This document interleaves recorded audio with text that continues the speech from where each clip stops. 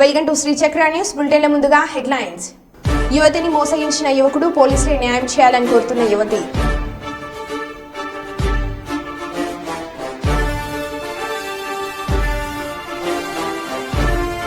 TDP కార్యకర్త శేషాద్రిపై దాడి చేసిన వైసీపీ నాయకులు.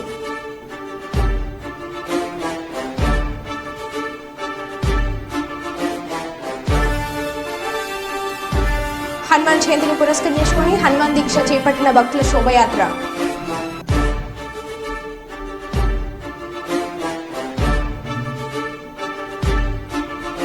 యాదాద్రి లక్ష్మీ నరసింహస్వామి దర్శనానికి బారులు తీరిన భక్తులు.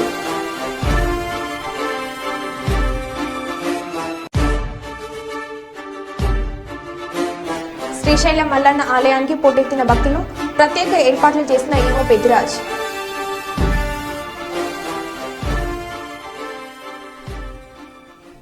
ఇక వివరాల్లోకి వెళ్తే కర్నూలు జిల్లా ప్రసిద్ధ పుణ్యక్షేత్రం మంత్రాలయం శ్రీ రాఘవేంద్ర స్వామి దర్శించుకోవడానికి భక్తులు పోటెత్తారు. వేసవి సెలవులు ముగుస్తుండటంతో మరియు వీకెండ్ కావడం వల్ల రాఘవేంద్ర స్వామిని దర్శించుకునేందుకు భక్తులు అధిక సంఖ్యలో రావడంతో శ్రీమఠం కిక్కిరిసిపోయింది. మఠం కారిడార్ ప్రకారంలో భక్తులతో నిండిపోయింది. భక్తులు 2 గంటల పాటు క్యూ లైన్లో వేచి ఉండి దర్శించుకుంటున్నారు. అనంతరం శ్రీ రాఘవేంద్ర స్వామి దర్శనార్థం వచ్చిన భక్తులకు మఠం పీఠాధిపతి శ్రీ సుబుధేంద్ర తీర్థులు ఫల మంత్రాక్షింతలు ఇచ్చి ఆశీర్వదించారు.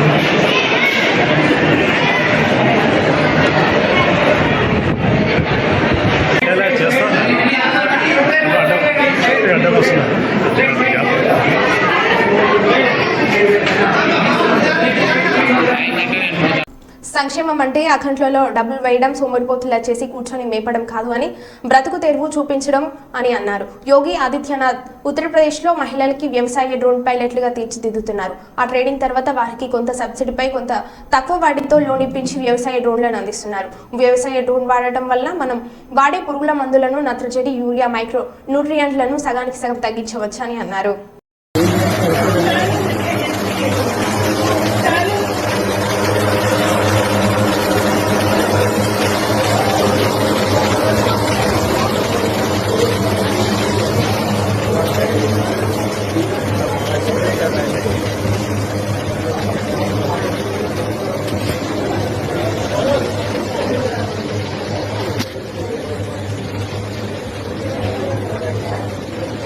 पीछे हो जाए, मेरा फ्रेम खराब हो रहा है, पीछे पीछे आ जाए, उधर वाले ड्रोन नहीं आ रहे।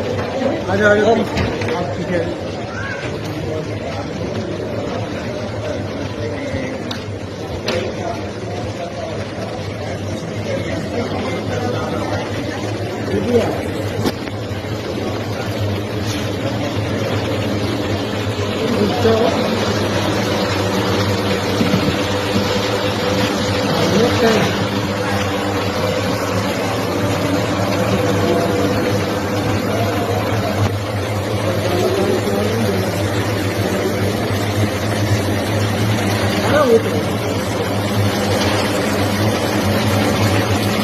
కుప్పం ప్రభుత్వ ఆసుపత్రి వద్ద మీడియాతో ఎమ్మెల్సీ కంచల శ్రీకాంత్ మాట్లాడుతూ రామకుప్పం మండలంలోని 89 పెద్దూరుకు చెందిన టీడీపీ కార్యకర్త శేషాద్రిపై వైసీపీ నాయకులు దాడి చేయడాన్ని తీవ్రంగా ఖండిస్తున్నామని అన్నారు.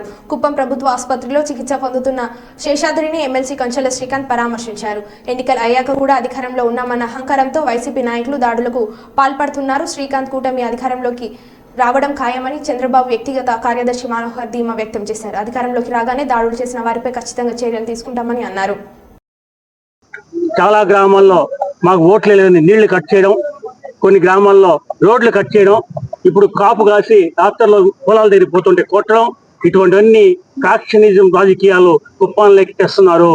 కడప రాజకీయాలను కుప్పంలో గుప్పిస్తున్నారు. ఇది మంచి పద్ధతి కాదు. ఓట్లు ఎవరికి వేశారో 4వ తేదీ తేలుతుంది. అంతవరకు అందరూ ప్రశాంతంగా ఉండాలి. కానీ ప్రతి ఒక్కరూ రెచ్చగొట్టి చేస్తున్నారు. నిజంగానే తెలుగుదేశం పార్టీ కార్యకర్తలు 85% మంది ఉన్నాం. మేము రెచ్చిపోతే వాళ్ళు చచ్చిపోతారు. కానీ మేము చాలా ప్రశాంతంగా ఉన్నాం. కానీ రెచ్చగొడుతున్నారు. మా నాయకుడు మాకు నేర్పించినంత ప్రశాంతంగా ఉండండి, గలాట్లే పోతుండి, రచ్చలు చేయొద్దని మా నాయకుడు మాకు నేర్పించాడు. ఆ విధంగా మేము పోతున్నాం. కానీ ఈ రోజు వాంటెడ్ గా నాయుడు కూడా వస్తానని చెప్పారు. హాస్పిటల్ కమిటీ చైర్మన్ గా ఉన్నారు. కానీ ఆడ పోతే పేషెంట్లకు కనీసం పేషెంట్లు ఎత్తుకుపోవడానికి వీల్ చైర్లు లేవు, స్ట్రెచర్స్ లేవు, అవన్నీ ఉన్నాయి. ఏమ్మా ఎందుకు ఇంత ఈ విధంగా చేస్తున్నారు? హాస్పిటల్ చైర్మన్ చంద్రబాబు నాయుడు గారు ఉన్నారు కదా, మీరు అవన్నీ తీసుకొచ్చినది కదా, ఎమ్మెల్సీ గారు ఉన్నారు కదా, ఆయన దృష్టికి తీసుకొచ్చినది కదా ఈ విషయాలంతా. అంటే ఆమె ఏమి సమాధానం చెప్పాలా. ఎలక్షన్ డ్యూటీకి తీసుకున్నారంట, ఇంతవరకు లేదు. అంటే మనం వచ్చేదే కానీ ఇక్కడ సమస్యలు తెలియడంలే. ఇటువంటి గవర్నమెంట్ హాస్పిటల్లో పేదల కోసం చంద్రబాబు నాయుడు పోయినసారి ప్రభుత్వం వచ్చినప్పుడు 4 కోట్ల రూపాయలు పెట్టి అధునాతం కట్టించాడు, లిఫ్ట్ సౌకర్యం పెట్టించాడు. ఇదే హాస్పిటల్ జన్మభూమిలో ఇంత క్లీన్ గా ఉండే హాస్పిటల్ ఇంకోటి లేదని చెప్పి స్టేట్ రికార్డు తీసుకున్న హాస్పిటల్ ఇది. ఇటువంటి హాస్పిటల్ ఈ దృష్టిని ఈ రోజు వైఎస్ఆర్సీపీ ప్రభుత్వంలో ఏర్పాటు చేశారు. దయచేసి ఇవన్నీ కూడా 7వ తేదీ పైన మీటింగ్ పెట్టి దీన్ని రెక్టిఫై చేస్తారని చెప్పి కూడా తెలియజేయమైంది. డీజీపీకి కూడా కంప్లైంట్ పెట్టబోతున్నాం. తెలుగుదేశం పార్టీ కేంద్ర కార్యాలయానికి కంప్లైంట్ ఎలక్షన్ కమిషన్ కూడా ఈ రోజు ఇవ్వటం జరుగుతుంది. 100% న్యాయపరంగా పోరాటం చేసి ఎవరైతే దాడులు చేసి ఈ విధంగా చేశారో వాళ్ళందరి మీద రేపు ప్రభుత్వం ఏర్పడిన తర్వాత 100% చట్టపరంగా చర్యలు తీసుకుంటామని హెచ్చరిస్తా ఉన్నాం. కర్నూలు జిల్లా ప్రసిద్ధ పుణ్యక్షేత్రం మంత్రాలయం శ్రీ రాఘవేంద్ర స్వామి మఠంలో కార్గిల్ విజయ్ దివాస్ 25వ వార్షికోత్సవాన్ని పురస్కరించుకొని citizen society of India Bengaluru Kargil యుద్ధ వీరులకు దేశవ్యాప్తంగా నివాళులు అర్పించే శ్రద్ధ సుమన్ కార్గిల్ కళాశ యాత్రను నిర్వహించింది. ఈ ప్రతిష్టాత్మక కార్యక్రమంలో భాగంగా కార్గిల్ యుద్ధంలో పనిచేసి పదవి విరమణ పొందిన వీర సైనికులు మంత్రాలయాన్ని సందర్శించారు. మంత్రాలయంలోని శ్రీమఠం వద్ద పీఠాధిపతులు శ్రీ సుభధేంద్ర తీర్థులు యాత్రను ప్రారంభించారు.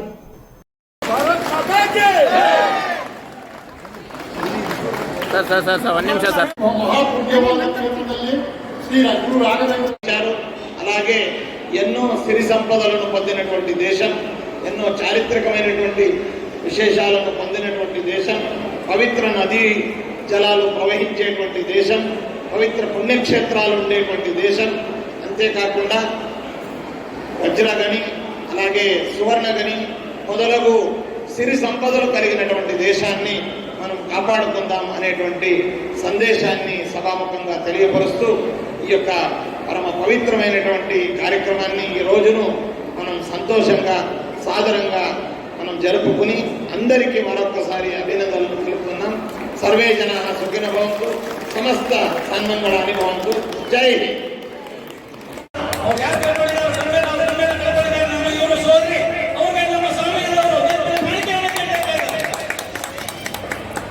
10వ తరగతి ఇంటర్మీడియట్లో ప్రతిభ కనబర్చిన విద్యార్థులకు కుర్వ సంఘం ఆధ్వర్యంలో పురస్కారాలు అందించారు. 10వ తరగతిలో 500 మార్కులు దాటిన విద్యార్థులకు, ఇంటర్లో 900 దాటిన దాదాపు 88 మంది విద్యార్థులకు ప్రోత్సాహ బహుమతులను జిల్లా కుర్వ సంఘం అధ్యక్షుడు శ్రీనివాస్ ఆధ్వర్యంలో అందించారు. విద్యార్థులు భవిష్యత్తులో ఉన్నత స్థాయిలోకి రావాలని ఈ కార్యక్రమం నిర్వహించామని వారు తెలిపారు. ఎందుకంటే మీరు ఏ మాత్రం పొరపాటు చేసినా ఎందుకంటే విద్యార్థులు తమ చదువులను ఎలాంటి నిర్లక్ష్యం చేయకుండా కులానికి ఈ వేదిక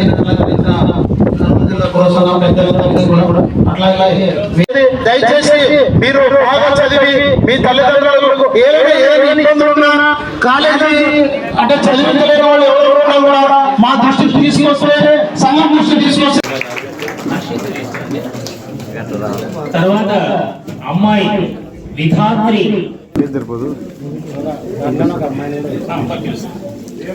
తర్వాత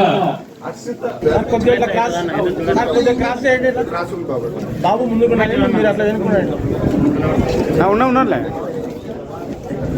బాబు కొద్దిగా ముందుకున్నాయా.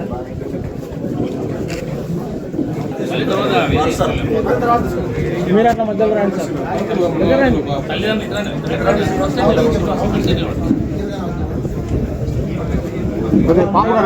అమ్మాయి కనపడదు కొంచెం ఎన్నికనా మేడం కొద్దిగా ముందుకు రండి. మీరు కొద్దిగా ఎన్నుకున్నాడు సార్.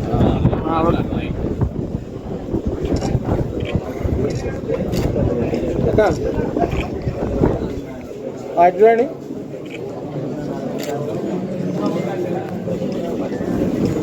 తర్వాత మరి ఆసక్తి లేదంటే మాట్లాడము మా సంఘం నుంచి చేస్తామని చెప్పి తెలియజేస్తున్నాము. ఎందుకంటే తప్పని పరిస్థితుల్లో మీరు ఎవరైనా ఇబ్బంది ఉంటే తప్పకుండా ఆ సమస్యను సంఘం మీద వేసుకొని ఆ సమస్యను పరిష్కరించేందుకు మేము కృషి చేస్తాము. ఎందుకంటే సంఘంలోనే చాలా మీద వాళ్ళు ఉంటారు. ఇప్పుడు 10th ఇంటర్ వరకు చదివగలరు, దాని తర్వాత చదివడం అనేది కొంచెం కష్టంతో కూడుకున్న పని. అట్లాంటిది ఎవరైనా ఉంటే, ఎందుకంటే దాతలు మన దాంట్లో చాలా మంది ఉన్నారు, కనపడిన దాతలు ఉన్నారు. ఎందుకంటే ఈ రోజు ఈ ప్రోగ్రామ్ గతంలో ఫస్ట్ సెకండ్ థర్డ్ మాత్రమే ఇచ్చేవాళ్ళం. గతంలో ఇచ్చే ప్రైజులు గత 2 సంవత్సరాలు ఇది 3వ సంవత్సరం. ఎంతమంది మనకు సర్టిఫికేట్లు పంపిస్తే మేము మాకు మాట వచ్చాయని 500 మంది ఎంతమంది వస్తే అంతమందికి అమౌంట్ ఇచ్చేందుకు మనకు దాతలు ముందుకు, కనీసం ఆ దాతలు మా పేరు చెప్పకపోయారని చెప్పే దాతలు ఉన్నారు మన దగ్గర. అది గొప్ప విషయం. ఎందుకంటే కుప్పం పట్టణం పాలర్లపల్లి ప్రాంతానికి చెందిన బేటప్ప ఒక అమ్మాయిని ప్రేమించి మోసగించాడని రజిత అనే యువతి పోలీసులను ఆశ్రయించారు. అనంతరం మీడియాతో మాట్లాడుతూ తమ ఇంటి ముందు ఉన్న బేటప్ప తనను ప్రేమిస్తున్నారని వెంటపడ్డాడని, కానీ అతనికి అప్పటికే పెళ్లి జరిగి భార్యతో కలిసి ఉండడంతో అతని ప్రేమ తిరస్కరించడం జరిగిందన్నారు. అయినా తనను తన భార్య కిడ్నీ సమస్యతో బాధపడుతున్నారని, కావున నిన్ను పెళ్లి చేసుకుంటానని నమ్మించినట్లు బాధితురాలు తెలిపింది. తీరా ఇప్పుడు పెళ్లి చేసుకోమని అడిగితే బేటప్ప మోసగించాడని తెలిసింది. కావున న్యాయం కోసం పోలీసులను ఆశ్రయించినట్లు తెలుసు. నా పేరు ఎం రజిత. నేను పరమసముద్రం గ్రామం సార్, కుప్పం మండలం, చిత్తూరు జిల్లా. నేను వచ్చి న్యాయం కోసం వచ్చాను సార్ ఇక్కడికి. నేను పరమసముద్రం గ్రామంలో వచ్చి 29 సంవత్సరాలుగా నివసిస్తున్నాను సార్. మా ఇంటి ముందర బేటప్ అనే వ్యక్తి వచ్చి నన్ను ఇష్టపడుతున్నానని నన్ను మోసం చేసినాడు సార్. అది ఏ విధంగా అంటే సార్, అతను వచ్చి వాళ్ళ భార్య పెళ్ళి అయ్యి పిల్లలు కూడా ఉన్నారు సార్ ఆయనకి. అయినప్పటికీ అతను నా దగ్గరకు వచ్చి నువ్వంటే ఇష్టం అని చెప్పి నన్ను కన్విన్స్ చేసేవాడు సార్. నేను అప్పుడు కూడా ఒప్పుకోలేదు సార్. నీకు భార్య పిల్లలు ఉన్నారు, వద్దు ఇదని చెప్పినా కానీ అతను నా వెంట పడి నన్ను ఎక్కడికి వెళ్ళినా నన్ను వేధించేవాడు సార్. నా ఫోన్ నెంబర్ తీసుకొని నాకు ఫోన్లు చేసి నన్ను టార్చర్ చేసేవాడు సార్. నేను వాలంటీర్గా పనిచేస్తున్నాను సార్. సచివాలయం చుట్టూ కూడా వచ్చి నన్ను గొడవలు చేసేవాడు సార్ వాడు, నన్ను ప్రేమించమని. తర్వాత ఇంకొక విషయం ఏమంటే వాళ్ళ భార్యకి కిడ్నీ ప్రాబ్లం ఉందని చెప్పి నన్ను మోసం చేశాడు సార్. నేను అది నమ్మాను సార్. నమ్మి అతని దగ్గర వచ్చి నేను మోసపోయాను సార్. సార్ అతను వచ్చి నా భార్యకి కిడ్నీ ప్రాబ్లం ఉంది కాబట్టి నా దగ్గర సంసారానికి పనికి రాదని చెప్పి నన్ను మోసం చేశాడు సార్. మా ఇంట్లో వల్ల ఆమెను బలవంతంగా నాకు తాళి కట్టి బలవంతంగా పెళ్లి చేయించారని చెప్పి నన్ను నమ్మించి, నేను ఇంట్లో వాళ్ళని నా భార్యను ఒప్పించి పెళ్లి చేసుకుంటానని చెప్పి నన్ను ఎన్నోసార్లు మోసం చేసి నా చుట్టూ తిరిగి నన్ను ఒప్పించి నన్ను ప్రేమించేలాగా చేసుకున్నాడు సార్. నేను లేకపోతే చచ్చిపోతానని నన్ను బ్లాక్మెయిల్ చేసేవాడు. నేను ఎక్కడికి వెళ్తే అక్కడ ఏదైనా తాగేసి చచ్చిపోతాను, ట్రైన్ దొరికిపోతానని చెప్పి కూడా నన్ను బ్లాక్మెయిల్ చేశాడు సార్. ఇప్పుడు 9 సంవత్సరాల నుంచి నన్ను ప్రేమిస్తున్నానని నన్ను నమ్మించి ఇప్పుడు నన్ను పెళ్లి చేసుకోమని న్యాయం కోరి వచ్చినప్పుడు నేను నిన్ను పెళ్లి చేసుకోను, నువ్వు వద్దని నన్ను తప్పించుకొని ఎక్కడికంటే అక్కడ పారిపోతున్నాడు సార్. అతని మీద డౌట్ వచ్చి నేను పోలీసు వారిని సంప్రదించాను సార్. 3 రోజుల క్రితం నేను కంప్లైంట్ ఇచ్చాను నాకు న్యాయం చేయించమని. ఇప్పుడు నేను ఎవరు దిక్కు లేకుండా ఇక్కడికి వచ్చాను సార్. నేను చదువుకున్న దాన్ని మోసపోయాను సార్. అతని మాటలకి అతను నా చుట్టూ తిరిగి నేను చచ్చిపోతానని బ్లాక్మెయిల్ చేయడం వల్ల నేను మోసపోయి నేను అతని దగ్గర మోసపోతున్నాను సార్. ఇప్పుడు నేను పోలీసు వాళ్ళని ఆశ్రయించి వచ్చాను. దయ ఉంచి మీరు నా యొక్క ప్రాబ్లంని అర్థం చేసుకొని నాకు న్యాయం చేయాలని మిమ్మల్ని ప్రాధేయపడి వేడుకుంటున్నాను సార్. మీరే నాకు దయ ఉంచి మీరే దిక్కు, మీరే నాకు సహాయం చేయాలి సార్. ఇప్పుడు నాకు ఉన్న ఒకే ఒక దిక్కు పోలీసు వారు సార్. ఇప్పుడు పోలీసు వారే నాకు న్యాయం చేయాలి సార్. కొండచూటూరు గ్రామం నందు నూతన చర్చిని ప్రారంభించిన పాణ్యం ఎమ్మెల్యే శ్రీ కాటసాని రాంభూపాల్ రెడ్డి, రాయలసీమ బిషప్ వరప్రసాద్, మాజీ జెడ్పీటీసీ సూర్యనారాయణ రెడ్డి, సర్పంచ్ సుజిత్ రెడ్డి.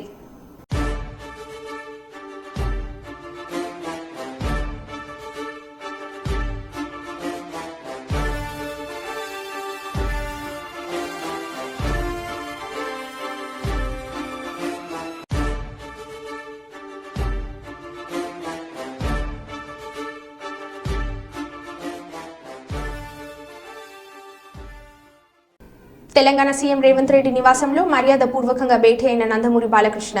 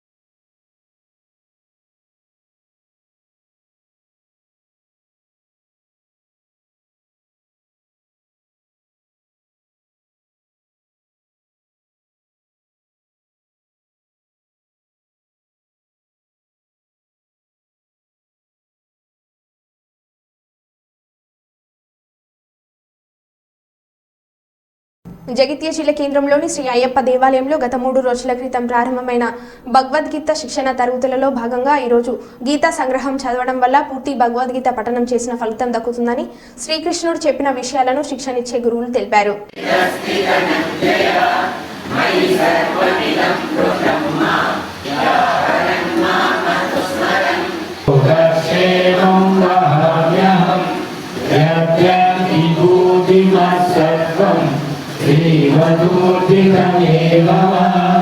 ఎంత నిదానంగా చదివితే అంత బాగుంటుంది. మనకి ఏంటంటే రాగయుక్తంగా ఉచ్చారణ మంచి ఉండాలి. అక్షర దూతం ఉండకుండా మంచిగా స్వీట్నెస్ ఉంటుంది. మంచి నిదానంగా చదివితే అదే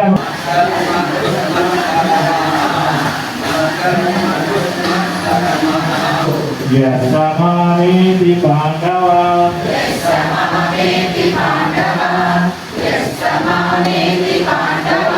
సంతుష్ట సతతం యోగి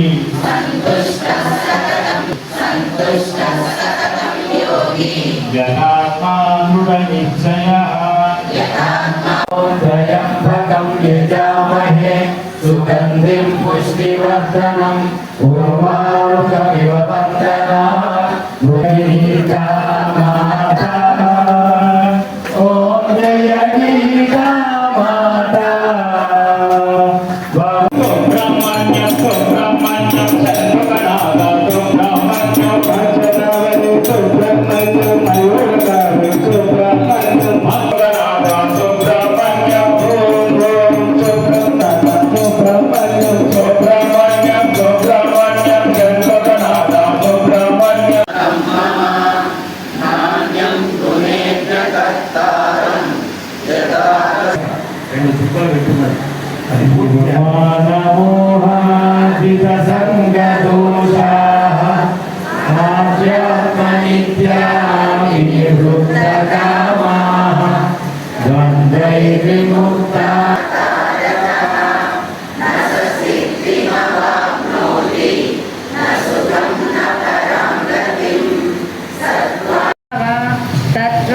తత్వదేవావగచ్చత్వం మమ తేజంశ సంభవం యద్యద్వి గృహీతయా ఆత్మసంసమ్మన కృత్వా న కించిదపి చింతయేత్ మత్తః పరతరం నాన్యత్ కించిదస్తి ధనంజయ మయి.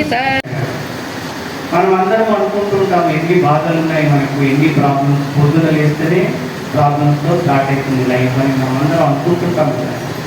మరి దానికి ఎలా పరిష్కారం ఏంటయ్యా అని అడిగితే స్వామివారు ఏం చెప్పారంటే, నాయన రేపు పొద్దున 6:30కు ఇక్కడ మోర్టె చెరువు దగ్గరికి రానాయన అని చెప్పారు అయ్యగారు.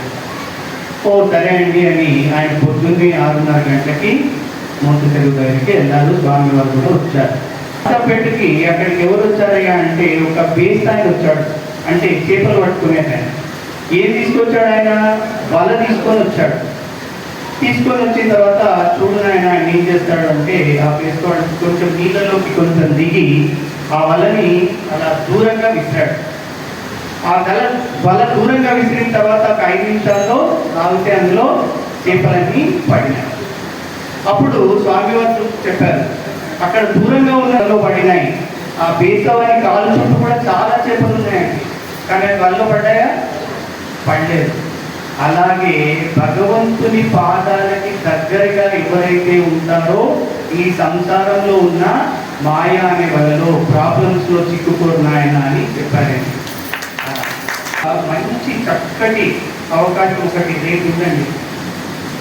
మీ దగ్గరికి భగవంతుడు రావాలి అని ఎవరెవరికైతే కోరికుందో రేపు పొద్దున 8 గంటల నుంచి 9 గంటల వరకు మన గీతా భవన్లో సత్సంగ్ కార్యక్రమం ఉంటుంది.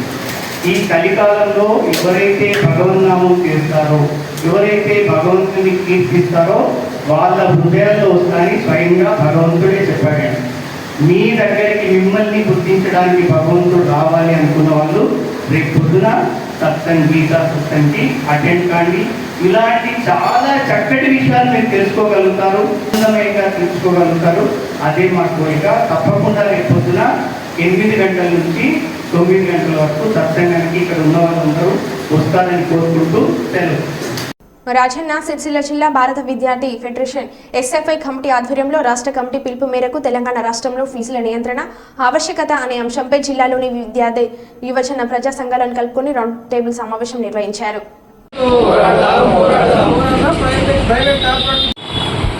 రాజన్న సిరిసిల్ల జిల్లా ఎస్ఎఫ్ఐ కమిటీ ఆధ్వర్యంలో ఏర్పాటు చేసినటువంటి రౌండ్ టేబుల్కు ఏఎస్ఎఫ్ సంఘంగా నేను హాజరు కావడం జరిగింది.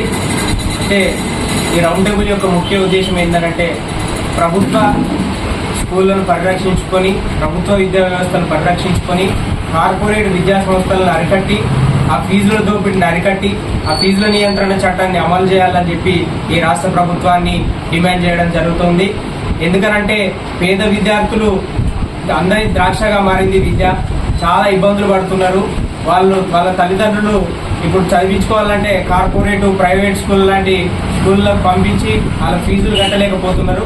కాబట్టి ఈ ప్రభుత్వం దృష్టి సారించి ఆ కార్పొరేట్ ప్రైవేట్ స్కూళ్ళలో ఫీజుల నియంత్రణ చట్టం చేపట్టి, అదేవిధంగా మరి శిథిలావస్థకు చెందినటువంటి ఈరోజు తెలంగాణ రాష్ట్రంలో ఫీజుల నియంత్రణ అంశంపై ఎస్ఎఫ్ఐ ఆధ్వర్యంలో రాజన్న సిరిసిల్ల కమిటీ ఆధ్వర్యంలో రౌండ్ టేబుల్ సమావేశం నిర్వహించడం జరిగింది. దీనికి వివిధ విద్యార్థి సంఘాల తరఫున మద్దతు తెలపడం జరుగుతుంది. మేము బహుజన సేన స్టూడెంట్ ఆర్గనైజేషన్ తరఫున మద్దతు తెలుపుతూ ఈ రౌండ్ టేబుల్ సమావేశంలో పాల్గొనడం జరిగింది. ఈ తరంలో ఈ భవిష్యత్ తరాలకు విద్యను ఒక విలువైన ఆస్తిగా అందించే అంశం ఉన్నప్పటికీ ఈ విద్యా వ్యవస్థను ప్రైవేట్ శక్తుల చేతిలో పెట్టేసి ప్రభుత్వాలు వాళ్ళకు ఆర్థిక వనరులు. ఎస్ఎఫ్ఐ ఆధ్వర్యంలో రాజన్న సిరిసిల్ల జిల్లా కేంద్రంలో ఈరోజు ప్రైవేట్ కార్పొరేట్ పాఠశాలలో ఫీజుల నియంత్రణ చట్టాన్ని పకడ్బందీగా ప్రభుత్వం అమలు చేయాలన్నటువంటి అంశం పైన ఈరోజు రౌండ్ టేబుల్ సమావేశం నిర్వహించడం జరిగింది. ఈ కార్యక్రమానికి వివిధ విద్యార్థి సంఘాలు, ప్రజా సంఘాలు, యువజన సంఘాలు హాజరు కావడం జరిగింది. మా డివైఎఫ్ఐగా కూడా మేము కూడా ఈ కార్యక్రమానికి హాజరు కావడం జరిగింది. మరి రాజన్న సిరిసిల్ల జిల్లా వ్యాప్తంగా ప్రైవేట్ కార్పొరేట్ పాఠశాలలో అనేక రకాలైనటువంటి అక్రమంగా ఫీజులు వసూలు చేస్తూ ఈ ప్రాంతంలో ఉన్నటువంటి తల్లిదండ్రులను ఈరోజు అనేక రకాలుగా ఇబ్బందులు పెడుతూ ఫీజులు దండుకుంటున్నటువంటి పరిస్థితి ఉన్నది. ఈ అంశాలపైన అనేక సార్లు విద్యార్థి సంఘాలుగా, యువజన సంఘాలుగా ఎన్ని పోరాటాలు చేసినా ఇక్కడ ఉన్నటువంటి అధికార యంత్రాంగం ప్రైవేట్ కార్పొరేట్ విద్యా వ్యవస్థకు తొత్తులుగా మారుతూ ఈరోజు ప్రైవేట్ కార్పొరేట్ విద్యా వ్యవస్థను కూడా ప్రోత్సహిస్తున్నటువంటి పరిస్థితి ఈరోజు మనకు ప్రధానంగా కనబడతా ఉన్నది. మరొక వైపు ఈరోజు ప్రభుత్వ విద్యారంగాన్ని కాపాడాల్సినటువంటి ప్రభుత్వ అధికారులు, ప్రభుత్వం ఈరోజు మొత్తం నిమ్మకులు నీరెత్తినట్టుగా వ్యవహరిస్తూ ప్రభుత్వ విద్యారంగాన్ని మొత్తం కూడా నీరు గార్చేటువంటి ప్రయత్నాలు కూడా ఈరోజు ప్రభుత్వ యంత్రాంగం, ప్రభుత్వ అధికారులు చేస్తున్నటువంటి పరిస్థితి ఉన్నది. కాబట్టి ప్రభుత్వ యంత్రాంగం, ప్రభుత్వం వెంటనే ప్రభుత్వ పాఠశాల బలోపేతానికి కృషి చేయాలి. ఈరోజు భారత విద్యార్థి ఫెడరేషన్ ఎస్ఎఫ్ఐ రాజన్న సిరిసిల్ల జిల్లా కమిటీ ఆధ్వర్యంలో రాష్ట్ర కమిటీ పిలుపు మేరకు రాజన్న సిరిసిల్ల జిల్లాలో ఉన్నటువంటి వివిధ వామపక్ష విద్యార్థి, యువజన ప్రజా సంఘాల ఆధ్వర్యంలో రౌండ్ టేబుల్ సమావేశం నిర్వహించుకోవడం జరిగింది. మరి ప్రధానంగా ఈ యొక్క రౌండ్ టేబుల్ సమావేశం యొక్క ముఖ్య ఉద్దేశం ఏంటంటే ఈ జిల్లాలో, రాష్ట్రంలో ఉన్నటువంటి ప్రైవేటు కార్పొరేట్ విద్యా సంస్థల్లో ఫీజుల నియంత్రణ చట్టం తీసుకురావాలి, ఫీజులు నరికట్టాలని చెప్పేసి ప్రధానమైనటువంటి ఉద్దేశంతో ఈ రౌండ్ టేబుల్ సమావేశాన్ని నిర్వహించుకోవడం జరిగింది. మరి రాబోయే జూన్ 12వ తారీఖున విద్యా సంస్థలు రాష్ట్ర వ్యాప్తంగా ప్రారంభం కాబోతా ఉన్నాయి. మరి ఇప్పటికి కూడా ఈ విద్యారంగం పైన ఈ రాష్ట్ర ప్రభుత్వానికి అరకొరటువంటి సవతి తల్లి ప్రేమను ఉందని చెప్పేసి కూడా ఈ సందర్భంగా మేము కోరుతా ఉన్నాం. గత బీఆర్ఎస్ ప్రభుత్వం విద్యారంగాన్ని పూర్తిగా నాశనం చేస్తే మరి కొత్తగా వచ్చినటువంటి కాంగ్రెస్ ప్రభుత్వం కూడా ఈ విద్యారంగం పైన ఎలాంటి ప్రేమ అనేది చూపించడం లేదు. ఇప్పటికి అధికారంలోకి వచ్చి 3-4 నెలలు గడుస్తా ఉన్నా ఇప్పటికి ఒక విద్యాశాఖ మంత్రి కేటాయించకపోవడం సిగ్గుచేటని చెప్పేసి కూడా మేము ఎస్ఎఫ్ఐగా మేము డిమాండ్ చేస్తా ఉన్నాం. మరి ఇప్పటికే రాష్ట్ర వ్యాప్తంగా గత 6 సంవత్సరాల నుంచి 7,200 కోట్ల రూపాయలు పెండింగ్ లో స్కాలర్షిప్, ఫీజు రియంబర్స్మెంట్ ఉన్నాయి. మరి ప్రభుత్వ పాఠశాలలు ఇప్పటికి కూడా చాలా పాఠశాలకి యూనిఫామ్స్ రాలేనటువంటి పరిస్థితి ఉంది, పాఠ్య పుస్తకాలు రాలేటువంటి పరిస్థితి ఉంది. గత సంవత్సరము దసరా నాటిగా యాదాద్రి భువనగిరిలో ఉదయం నుంచి స్వామివారి దర్శనానికి యాదగిరి కొండపైకి భారీగా తరలి వచ్చిన భక్తులు. స్వామివారి ఉచిత దర్శనానికి సుమారు 3 గంటల సమయం, ప్రత్యేక ప్రవేశ దర్శనానికి 2 గంటల సమయం పడుతుంది. వారాంతపు రోజు శనివారం కాబట్టి ఎండను సైతం లెక్క చేయకుండా స్వామివారి దర్శనానికి భక్తులు పోటెత్తుతున్నారు. కొండపైన వెహికల్ పార్కింగ్ లేకపోవడం వల్ల పైకి వెళ్లే వాహనాలు గంటల తరబడి నిరీక్షిస్తున్నాయి. భక్తులు మరికొంతమంది భక్తులు పార్కింగ్ ప్లేస్ లోకి వెళ్లకుండా రోడ్ల పక్కన నిలిపి కాలినడకన స్వామివారి దర్శనానికి వెళ్తున్నారు.